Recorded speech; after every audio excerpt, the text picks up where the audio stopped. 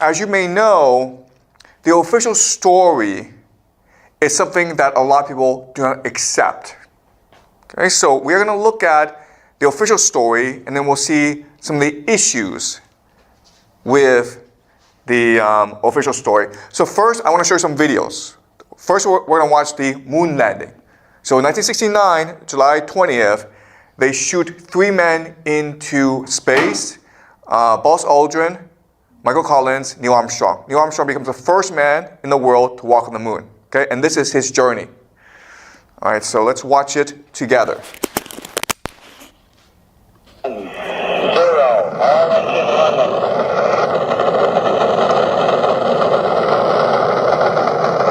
What you will see is that it takes a lot of thrust to get the man into space. 20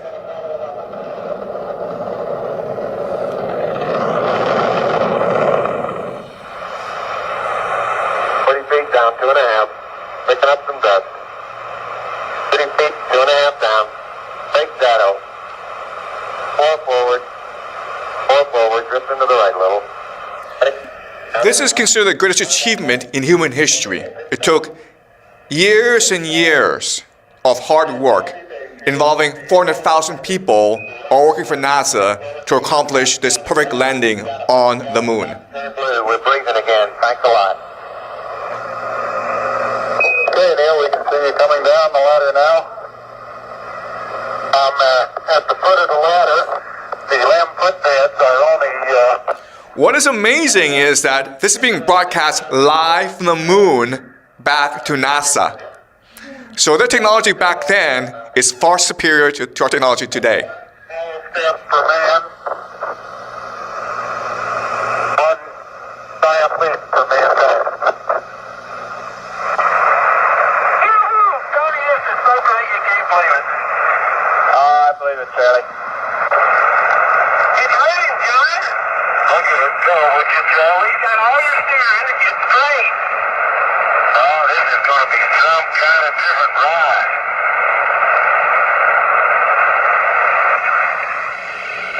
Hippity-hoppity, hippity-hoppity, hippity-hopping over hill and dale. I know this looks fake, but it's not, okay? This is official NASA footage, live from the moon. And this is the best part, okay? The best part is when they return from the moon back to Earth. You see how easy it is? It's just like they just fly up. No resistance at all. Okay? Perfect. Humanity's greatest achievement. Now, what's amazing is that while they were on the moon, Both of you on the camera for a minute, please. President Nixon and the astronauts had a phone conversation. Okay? Roger, we'd like to get both of you on the field of view of the camera for a minute. Yeah, I think something rather important is coming up here. Neil and Buzz. This is being broadcast live to American people. Okay? We'd like to say a few words to you, over.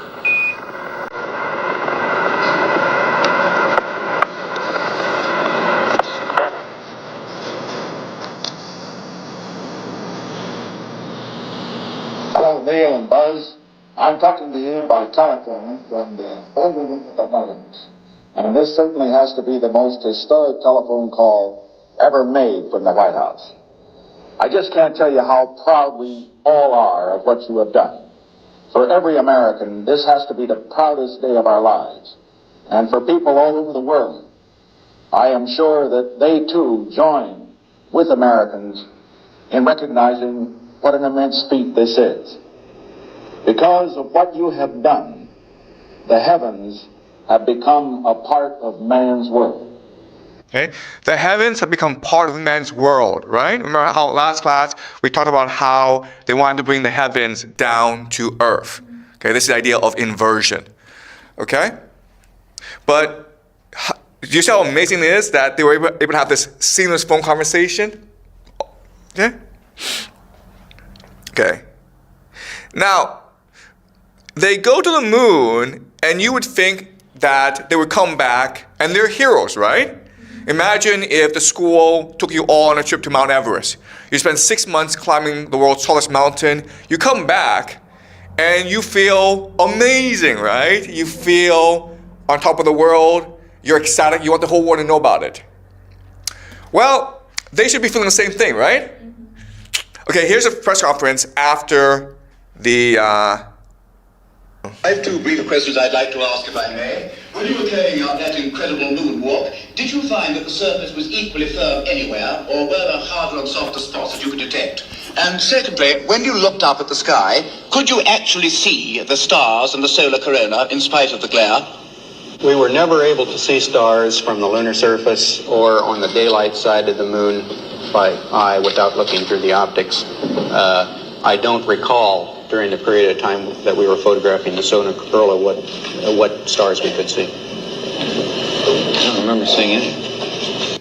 I don't remember seeing any stars. He doesn't remember anything, okay? Did you see how nervous they are? It's very strange. All right? And that's why, even today, there are a lot of people who do not believe the moon landing happened. Okay, so we'll go over the theories as to why later on. I know all this sounds suspicious, but there are lots of reasons why we should just believe the government. Okay? Why we should believe the United States government is telling us the truth, that the moon landing was actually real. Okay? So let's go over the reasons why we should never ever believe conspiracy theories. Okay? The first reason, of course, is the government would never lie to us. Okay? That's the first reason. It's probably the best reason. Second reason is, well, the government is too stupid to do anything like this, okay? They're incompetent, okay? The third reason is, why is there so much evidence that there's a conspiracy theory, right? If the government is so powerful, if they're capable of doing these conspiracies, surely they can cover it up as well. Why is it on 9/11 we have all this footage? Why is it that we have the passports? Why is it that we have this TV show? Why is there so much evidence? That makes no sense, right? So the fact that there's so much evidence suggests to us that the government is not involved, okay? Because the government is so powerful that it can just cover everything up, right? The other thing is, NASA has 400,000 people working on the space program, right? Why hasn't anyone come forward and confessed? Why hasn't anyone told the truth? That's kind of strange. So the fact that so many people were involved, but no one has come out and told us what happened, means that the government was telling the truth, okay? Does that make sense? It's very hard to keep 400,000 people quiet. Okay, someone might have told a friend or a family member, or just might have gotten drunk and then, done a YouTube video. Who knows, okay? But it's very hard to keep 400,000 people under wraps. JFK, why did they kill him in public? Why not just make it a private thing, Just give him some poison, he dies, no one knows. Why make it into a spectacle? Okay, so another reason to doubt conspiracy theory, okay? And the last thing is, if the government was really involved, they would not allow us to discuss this, right? They wouldn't allow me to find this video online. They could just cover it all up, right? All these videos I've shown you are online. So this tells us the government doesn't have anything to fear, right? Okay? So we're in a strange situation where we can either believe the government is telling us the truth, but then we have all this evidence to suggest that they're not telling us the truth. Or we can believe that they did this, but what we also have to believe is that they did this and they want us to know that they did this, and they want us to talk about these conspiracy theories.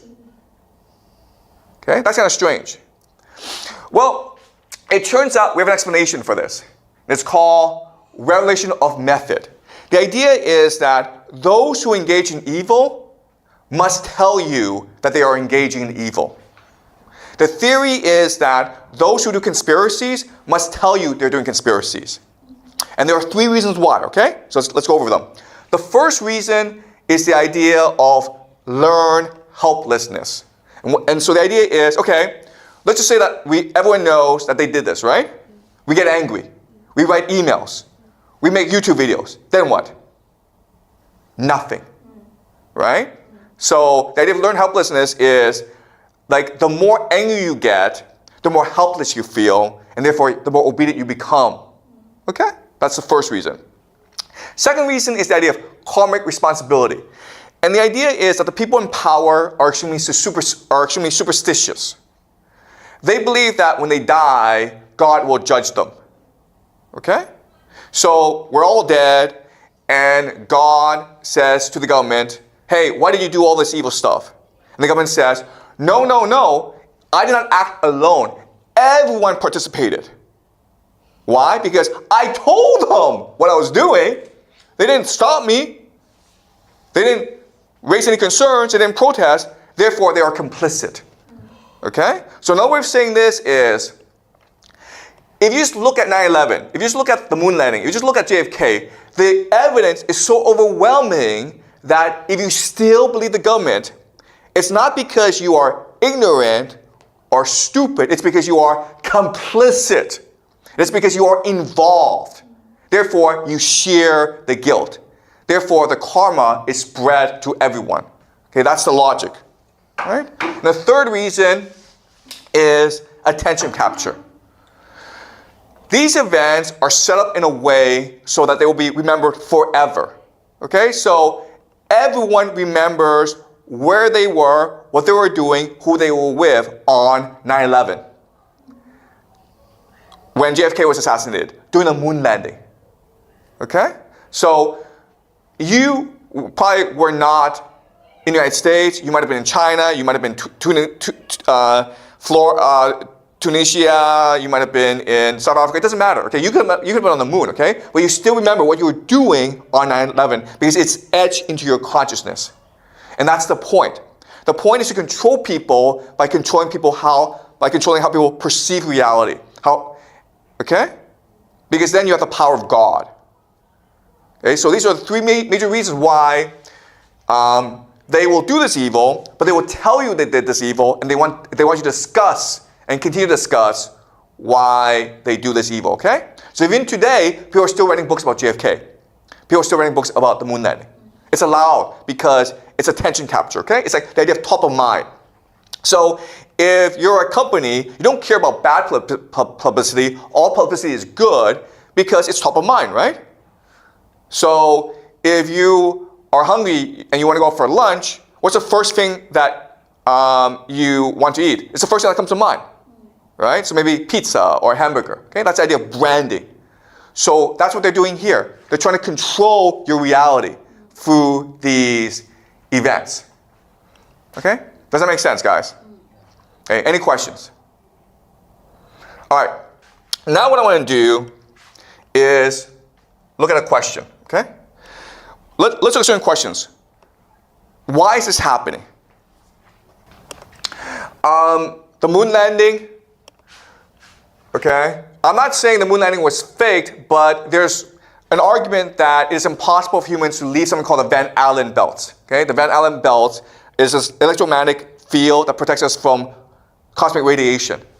So that the belts themselves have heavy radiation. So if you go into it, you die. But also if you leave the Van Allen belt, there's nothing to protect you from cosmic radiation, so you could die as well. So some scientists actually believe that it's impossible to leave Earth. Okay, we'll just die.